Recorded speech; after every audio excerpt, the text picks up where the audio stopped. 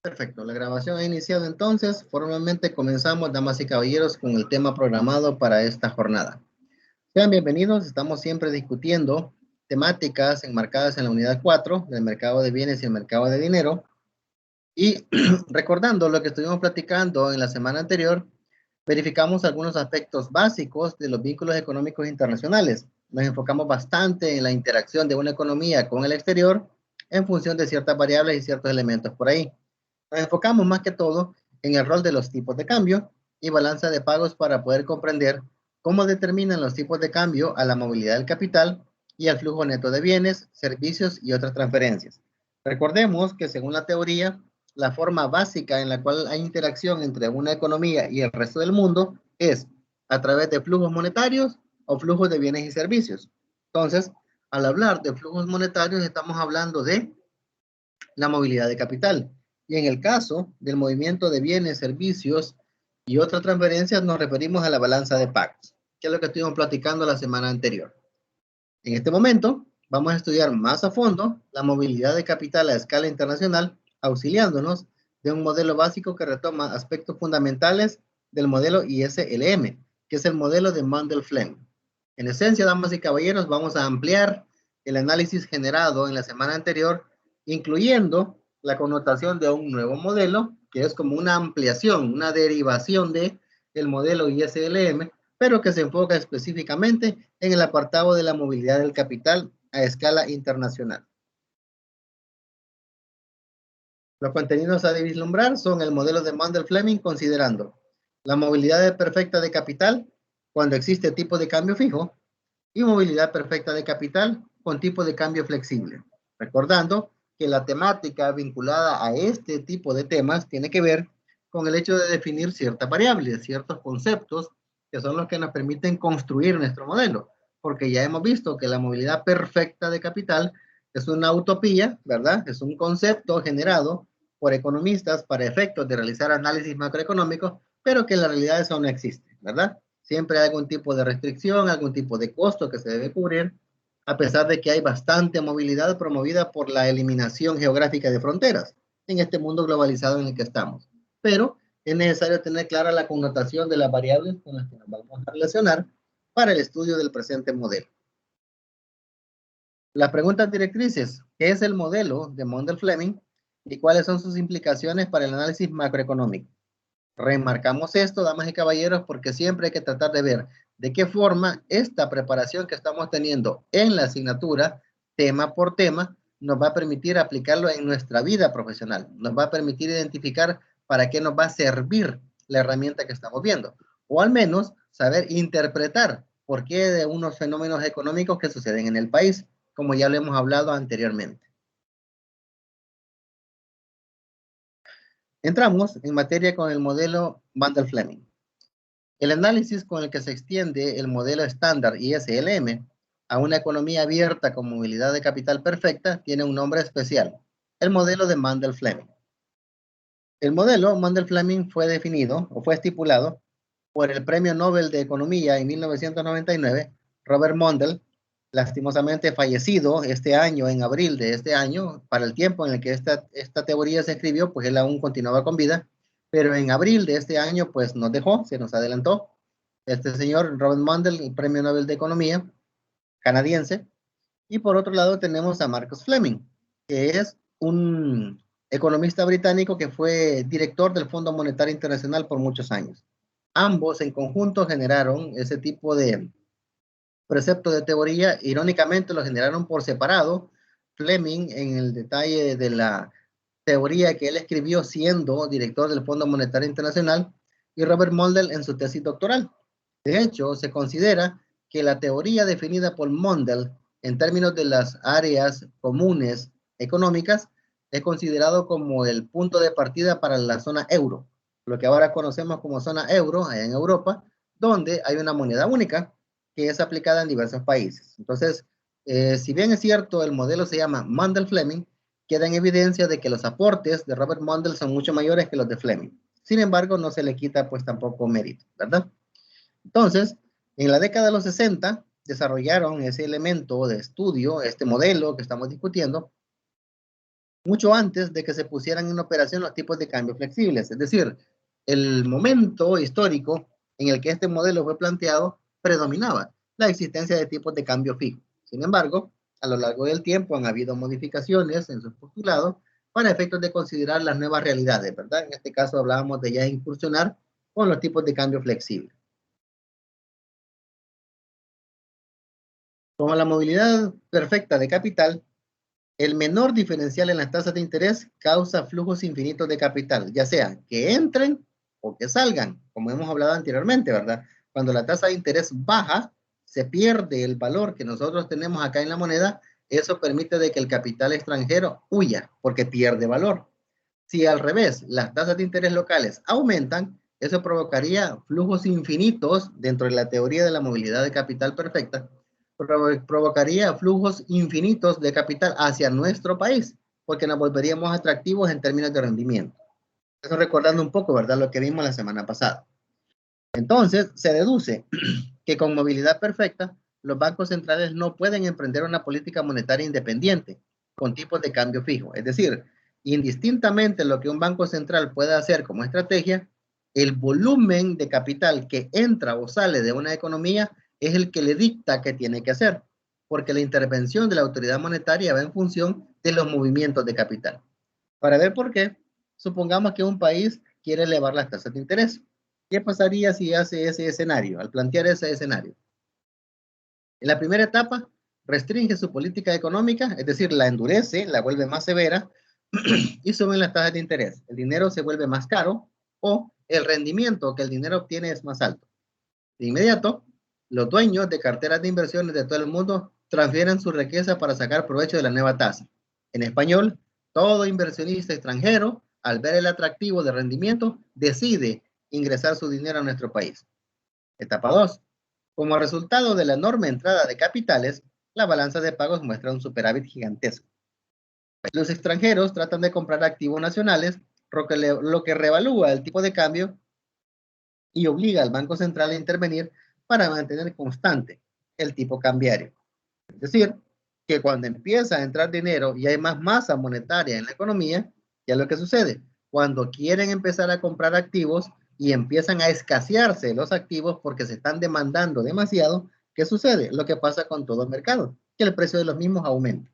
El tipo de cambio sube, ¿verdad? Se revalúa. Y en la etapa 3, compra el dinero extranjero a cambio de moneda nacional. Y esta intervención acrecienta las reservas nacionales de dinero. Eso lo hace la autoridad monetaria.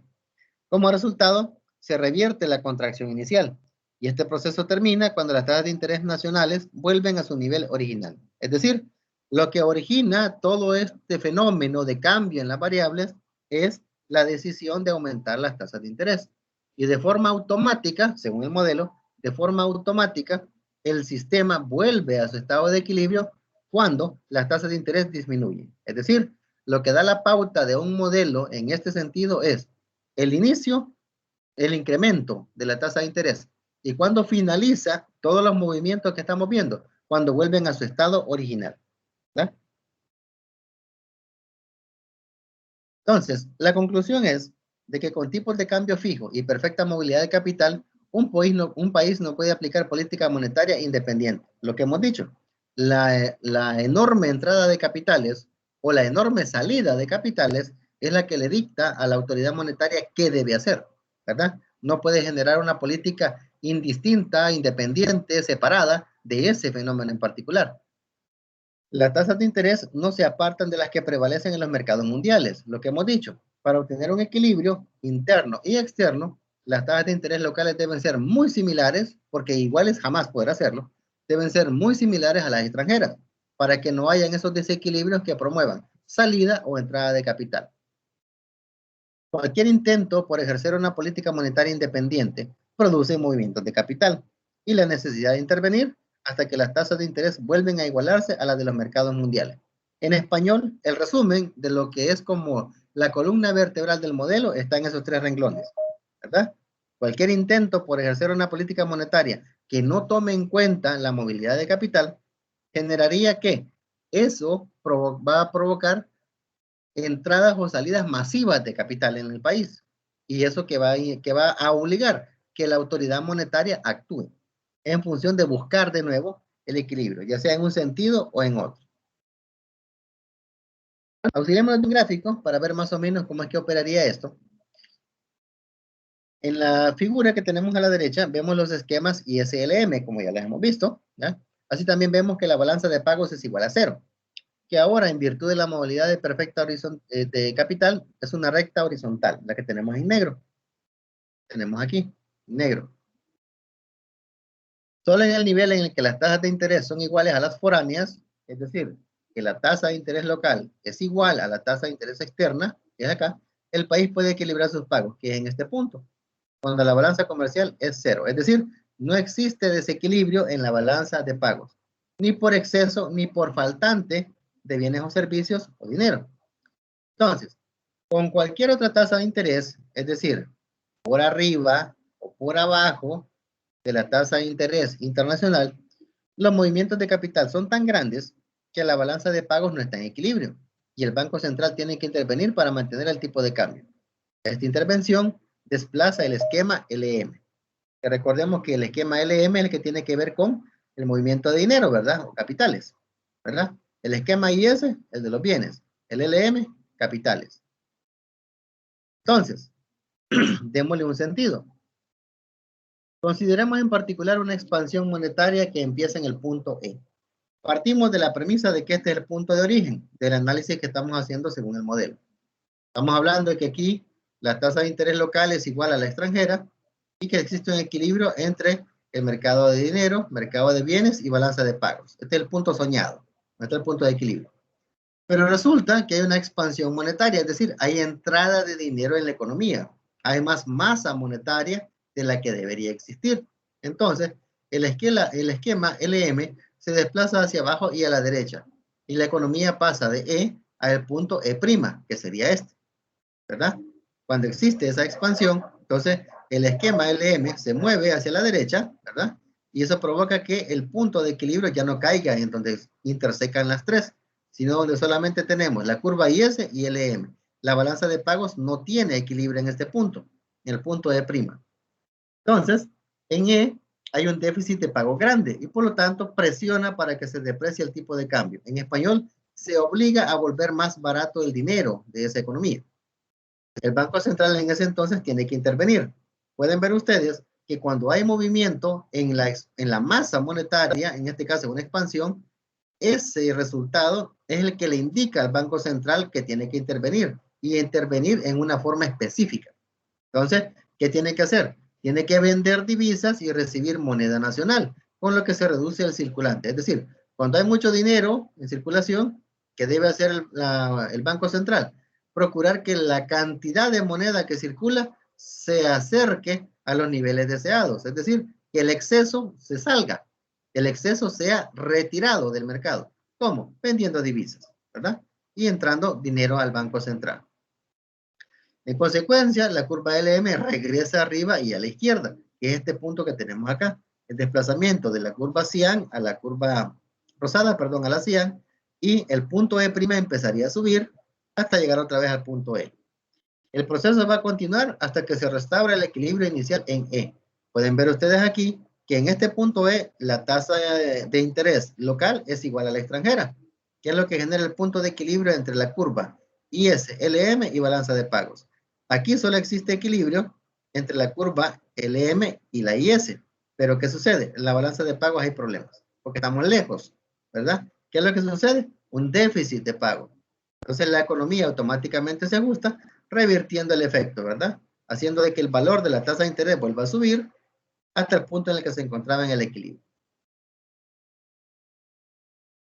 Sin cambios de inicio en el circulante, una expansión mueve la curva IS arriba y a la derecha, lo que aumenta tanto la tasa de interés como el nivel de producción.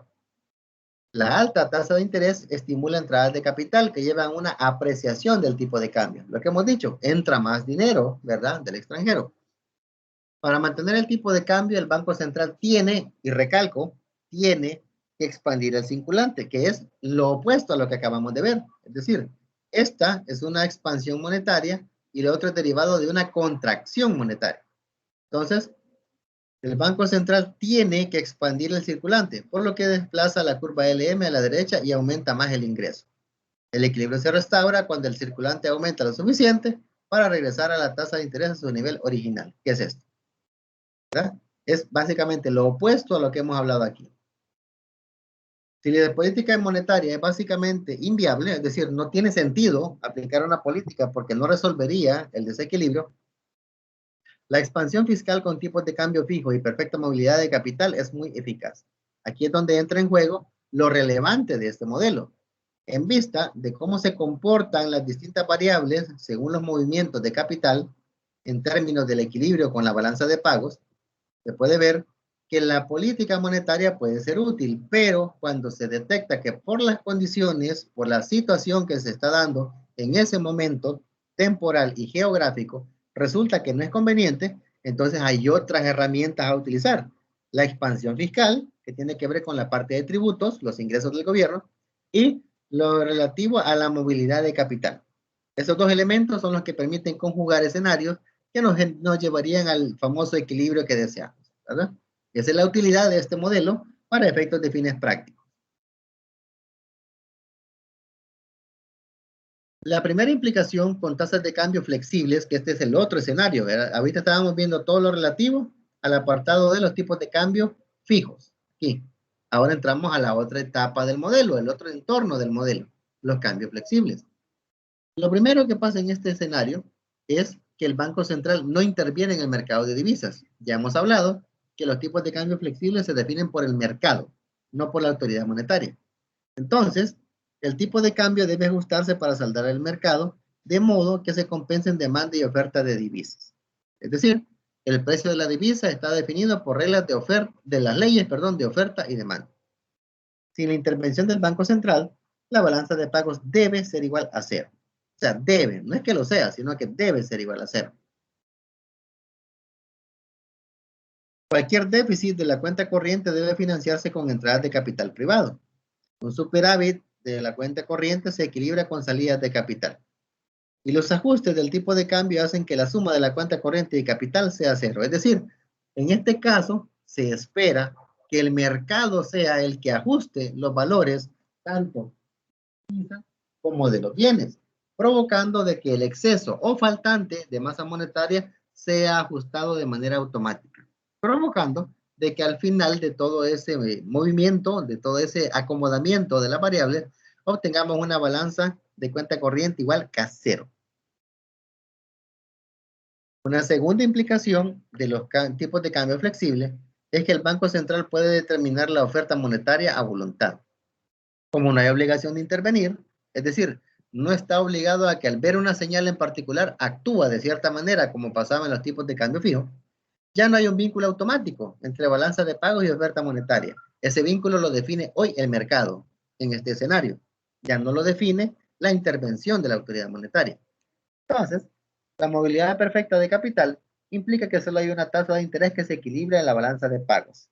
Tenemos ahí, con cualquier otra tasa de interés, los movimientos de capital son tan grandes que la balanza de pagos no puede ser cero. Es decir, existirían los desajustes o desequilibrios de los que hemos hablado anteriormente.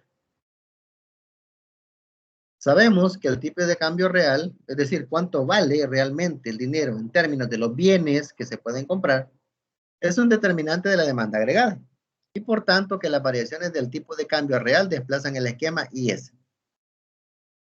Dado que los precios P y P sub F, una depreciación hace más competitiva a la industria nacional, mejora las exportaciones netas y desplaza a la derecha el esquema IS. Cuando nos referimos a P, son los precios locales y PF, precios foráneos o extranjeros, ¿verdad? Una depreciación, es decir, que nosotros seamos productores de bienes y servicios más baratos que el del extranjero, nos vuelve competitivos. Y por lo tanto, exportamos más, ingresa más dinero y hace que el esquema IS se desplace a la derecha, que sería de este punto hacia acá. Estamos manejando ese apartado, la depreciación. ¿Verdad? Por el contrario, una apreciación real, es decir, volver más cara nuestra moneda, ¿verdad? En relación a la divisa extranjera, significa que nuestros bienes se encarecen. Entonces, la balanza comercial empeora y la demanda de bienes nacionales cae. Por lo tanto, el esquema IS se desplaza a la izquierda, que es aquí, ¿verdad? Pueden ver ustedes que desde el centro, cuando la moneda se hace más barata, el esquema IS se desplaza hacia acá. Cuando la moneda se vuelve más cara, pasa lo contrario, se desplaza hacia la izquierda. Entonces, las flechas vinculan el movimiento de la demanda agregada a la tasa de interés. Si la tasa de interés fuera mayor que IF, es decir, que no existiera este equilibrio, ¿verdad? Que I fuera mayor que IF, las entradas de capital revalorarían la moneda. Como lo que dijimos, si esto se vuelve más barato que el que está aquí, el precio, en términos de precio, generaríamos altas entradas de dinero, por lo cual la tasa de interés tendría que ajustarse de forma automática. En cualquier punto sobre el esquema I igual IF, el tipo de cambio se aprecia, que es aquí, ¿verdad? Nuestros bienes se encarecen y la demanda agregada baja. Así el esquema IS se desplaza a la izquierda, que está aquí, este sector. Por el contrario, todo punto debajo de este punto de equilibrio, ¿verdad? De I igual IF, corresponde a una depreciación, mejora la competitividad y aumento de la demanda agregada. Por lo tanto, el esquema se desplaza a la derecha, es este sector. Ahora, ¿qué sucedería o cómo podemos trabajar aplicando de una manera real, de una manera práctica, lo que hemos discutido a nivel teórico? Bueno, veamos un par de escenarios.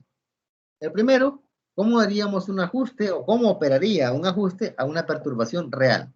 Bueno, queremos saber cómo afectan los diversos cambios en el nivel de la producción, las tasas de interés y el tipo de cambio. El primer cambio que queremos ver, es decir, la primera variable que introducimos a este análisis es un aumento exógeno de la demanda mundial de nuestros bienes, es decir, un aumento de las exportaciones, de lo que estamos vendiendo al exterior. Si partimos del equilibrio inicial en el punto E, vemos que el incremento de la demanda foránea genera una demanda excesiva de nuestros bienes. Con la tasa de interés, tipo de cambio y nivel de producción inicial, la demanda de nuestros bienes excede la oferta disponible. Por lo tanto, para que se mantenga el equilibrio de mercado, con las tasas de interés y tipo de cambio, necesitamos mayor producción. Cuando nos referimos a mayor producción, significa que estamos hablando de que el esquema tiene que irse hacia la derecha. ¿Qué sucede cuando tiene que irse a la derecha? Estamos manejando una depreciación de la moneda, volviéndonos más competitivos. En el caso de una política fiscal, que es otro escenario, podemos extender la utilidad de este análisis si entendemos que es válido con otras perturbaciones, aparte del aumento de las exportaciones. Este mismo diagrama permitía explicar cómo se comportaría la relación de las tasas de interés con la producción cuando estamos hablando de que hay un exceso de exportaciones. O sea, salen bienes, entra dinero. Esa es una forma de ver cómo el modelo ajusta en base a una perturbación. Y aquí tenemos otra, la política fiscal. El mismo análisis se aplica para una expansión de ese tipo. Una reducción fiscal o aumento del gasto gubernamental llevaría a una expansión de la demanda, de la misma manera que lo hace el incremento en las exportaciones. Es decir, si una política fiscal se aplica en términos expansivos, ¿verdad?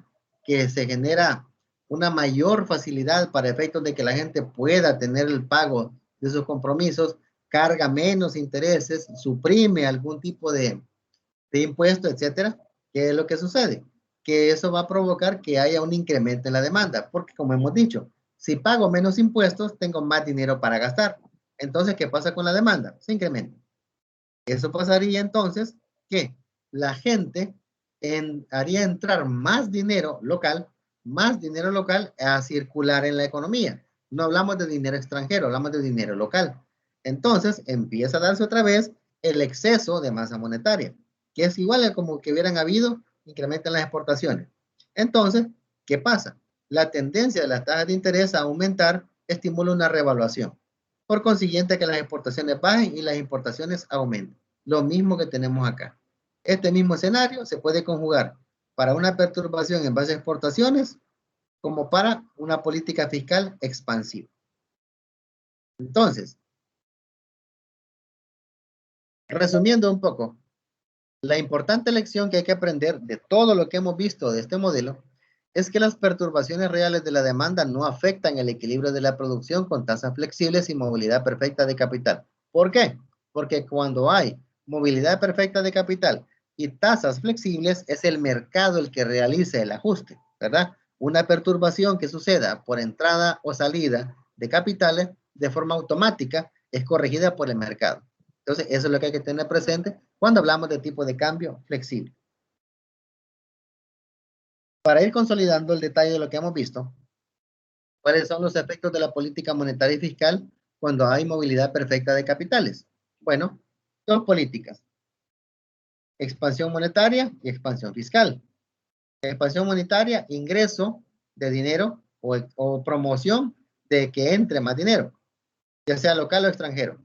Expansión fiscal, se suaviza el apartado relativo a los impuestos y promueve que haya más dinero en la bolsa de las personas de una economía para poder gastar. ¿Qué pasa entonces con una política monetaria de expansión cuando hay tipo de cambio fijo? La producción no cambia. Solamente hay una pérdida de reservas igual al aumento de dinero.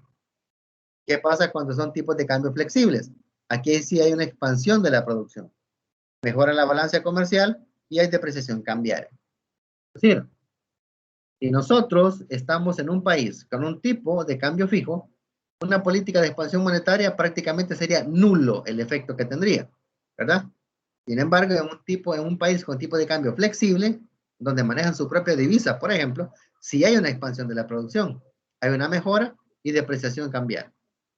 Por otro lado, cuando hay una expansión fiscal en un tipo de cambio fijo como el nuestro, sí hay una expansión de la producción, porque la gente local demanda más productos, ¿verdad? Por lo que hemos dicho. Entonces, ¿qué sucede? La balanza comercial empeora, porque el detalle del consumo excesivo de bienes y servicios descuadra la balanza. Entonces, hay más salida, más consumo de bienes que del dinero que está circulando en la economía. Y una expansión fiscal, cuando hay tipo de cambio flexible, indica que no hay cambio en la producción, porque hay reducción de las exportaciones netas y apreciación cambiaria. Es decir, este es como un esquema tipo checklist de qué poder hacer si en un país hay tipo de cambio fijo o flexible y queremos corregir un desequilibrio en la balanza comercial. ¿Cómo lo podemos hacer? A través de cualquiera de estas dos herramientas, ¿verdad? Para esta semana no tenemos actividad programada, nos estamos preparando ya para las últimas actividades que vamos a desarrollar en la finalización del cómputo y del ciclo, ¿verdad? Para efectos de que nos vayamos preparando. Tenemos los recursos complementarios, el libro digital, que ya lo tenemos como referencia a nuestro confiable Dorbush, en el capítulo 12. Tenemos 5 videos del modelo de Mundell-Fleming, una política expansiva en el modelo Mundell-Fleming con cambio flexible y otras con tipo de cambio fijo, ¿verdad? Queda abierto el espacio para preguntas, jóvenes. Pueden hacerlas si tienen alguna inquietud, duda o comentario, pues queda abierto el espacio para que la puedan hacer.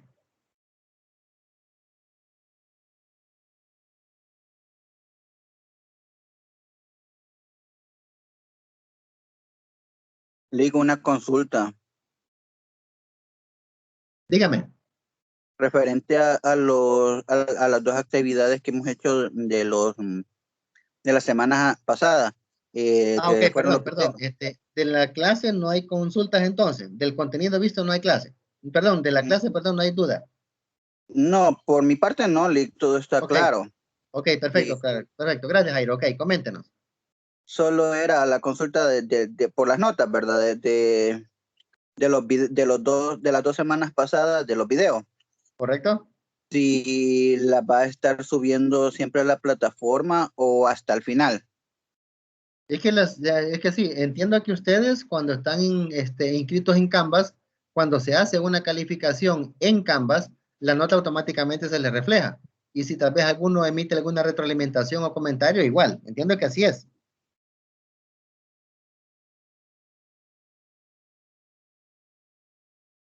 No sé, Jairo, así es. Eso no he visto las calificaciones de los dos videos. Ajá, es que es correcto. Es que eso es porque no han sido calificados todavía.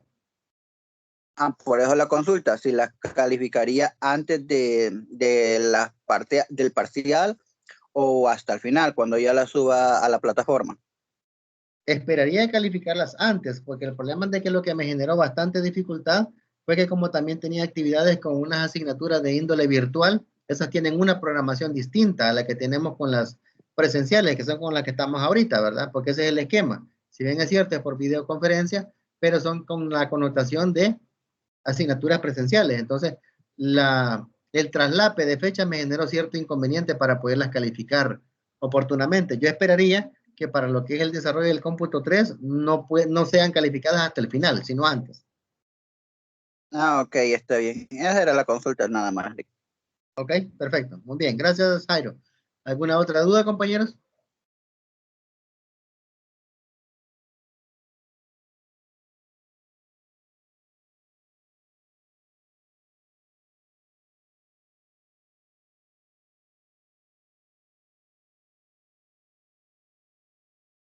¿Dudas o comentarios? Si no las hay, pues les agradecería que me lo hagan saber para ir dando por cerrada la clase y la grabación. ¿Me confirman ahí, por favor? Todo claro, Lick, gracias.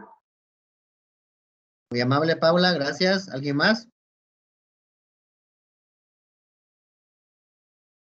Creo que todo está claro, Lick. Perfecto, muchas gracias, Jairo. Excelente, entonces vamos a quedarnos hasta acá, damas y caballeros, para efectos de que vayamos cerrando ya la clase de este día. Les agradezco el tiempo, les agradezco el esfuerzo y en este momento procedo a cancelar la grabación para que quede disponible en la plataforma.